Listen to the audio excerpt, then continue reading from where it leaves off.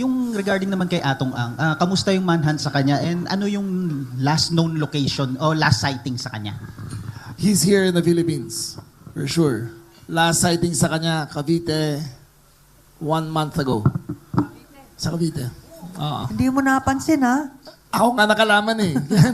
Nung nalaman sa akin, nung pumunta sa akin yung nung information, agad-agad nag-organize kami ng strike team kung nasaan siya. Pagdating namin, nakaalis na.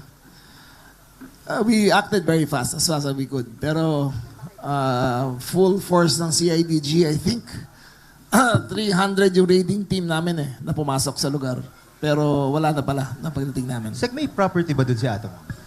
May bahay ba? Hindi, Or hinihiram niya lang yung bahay. ikot lang rin? Hinihiram niya lang yung bahay. Inimbestiga pa namin kung sino may talaga may-ari ng bahay.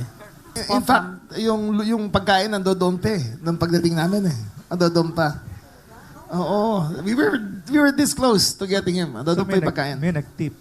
Hindi. Posible kasi in-organize namin yung team 2 hours before. Walang cellphone lahat ng pulis namin So apparently, ang MO nila, every 2 days, ikot lang sila ng ikot sa iba-ibang lugar.